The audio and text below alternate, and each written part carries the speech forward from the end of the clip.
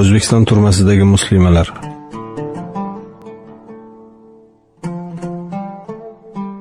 Bu kun musulmonga cho'g' bo'ldi iymon, yaqinlar yuz burib imtihon, hijron. O'z e'tiqodida sabr bilan, sobit qadamlik bilan harakat qilish Allohning ayrim bandalarigagina nasib qilar ekan. Bularning e'tiqodlarida mahkam turishlari, kimlargadir amallarda adashish, yaqinlaridan voz kechish, ortiqcha torlik yoki yetib bo'lmas orzularga intilish bo'lib tuyulsa, yana kimlarga bu misli ko'rilmagan sahobalarning yo'llariga ergashgan insonlarning qahramonligi deya qabul qilinar ekan. U insonlarga esa bu baholarning zarracha ahamiyati ham bo'lmay, ular o'zlarining hojasi bo'lmish Alloh taoloning roziligiga erishishni o'zlari uchun oliy g'oya deb belgilab, mana shu g'oyaga yetish yo'lidagi harakatlarini zarracha sustlashtirmay davom etar ekan. Mana bir necha yildirki O'zbekiston qamoqxonalari musulmonlarning e'tiqodi sinaladigan imtihon maydoniga aylangan. Insoniylikdan yiroq bo'lgan jazolashlar natijasida qancha qahramonlar shahid bo'ldi. Yana qanchalari bu maqomga erishishni kutmoqda. Lekin bu jazolar ularning iymonlarini yanada mustahkam bo'lishiga sabab bo'lib, aksincha jazolovchilar uchun qarshi hujjatlarning ko'payishiga olib kelmoqda. Har ishning hisobi bor deydilar. Albatta bu zulmkorlar Allohning buyurgan amallaridan to'sib, iymonli bandalarni e'tiqodlari sababidan jazolayotgani uchun javob beradilar. Baxtsiz voqea sabab O'zbekiston qamoqxonasida bo'lib qaytgan bir ayolning u yerdagi muslimalarga nisbatan qilinayotgan muomaladan, zulmlardan ta'sirlanib, ko'zida yosh bilan aytib bergan voqealarini sizlarga ma'lum qilishga harakat qildik. O'zbekiston qamoqxonalarida mazlum musulmonlarga nisbatan qilinayotgan zulm, azob, uqubatlar haqidagi, muslima ayollarining xo'rlanib qiynoqqa solinayotgani haqidagi xabarlar va maqolalar omma e'tiboriga havola qilinar ekan, ayrim insonlar bu xabarlarni yolg'on deb hisoblashi yoki demokratik davlatda inson huquqi kafolatlanadi, namoz o'qigani uchun hech kim jazolanmaydi deya da'vo qilishlarining guvohi bo'lish mumkin. Tabiiyki bunday xatolarni o'z ko'zim bilan ko'rib guvohi bo'lmagunimcha men ham shunaqa fikrda edim.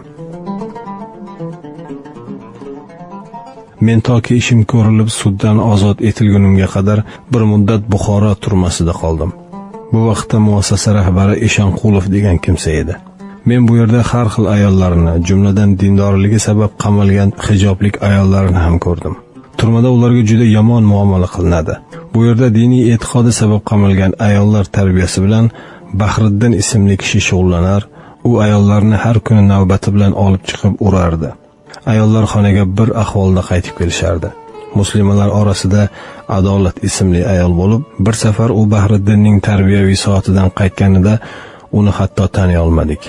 U o'lguday kaltaklangan, keyin sochi qirqib olingan, ko'ylagining yengi va etagi kalta qilib kesib tashlangandi.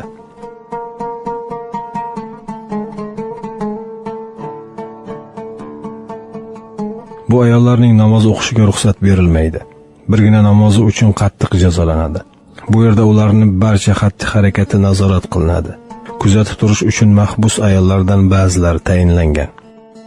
Bulardan nikohsiz farzand ko'rib chaqalog'ini ko'mib o'ldirgan Asal ismli bir ayol va yangasi bilan 3 ta bolasini adovat tufayli uyiga qulflab o't qo'yib yuborgan Shohista va shu kabi zolim va berahim ayollar bunday topshiriqlarni bajarardi. Bu turmada muslima ayollarga har kuni ertalab O'zbekiston madhiyasi majburan aytiriladi va buni Eshonqulov shaxsan o'zi nazorat qiladi. Bosh tortganlarni ham uning o'zi jazolaydi. Bu yerda dindor ayollar o'zaro gaplashishi taqiqlangan. Agar bunga o'xshash tartib buzarliklar bo'lsa, xlorlangan, nafasni qisadigan maxsus xonaga qamab qo'yiladi. Muslimalar orasida Zohida ismli ayol bor edi. Homilador bo'lsa-da, uni ham ayamay jazolashardi. U sud arafasida farzandli bo'ldi. Uning aytishicha, hatto tug'ruq paytida ham qo'riqchi yigit uni tug'ruq stoliga qo'lidan kishanlab, o'zi eshik ortiga chiqib turgan.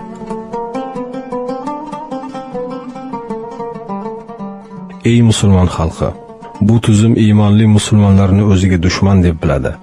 Lekin siz uchun ojiza muslimalar va shahid musulmonlar dushman emas-ku, balki birodarlaringiz-ku. Tuzum boshliqlari ularni jinoyatchi deb aytishsa, ular jinoyatchi bo'lib qolaveradimi? Siz ularni himoya qilishingiz kerak emasmi? Asli jinoyatchilar shu boshliqlarning o'zi.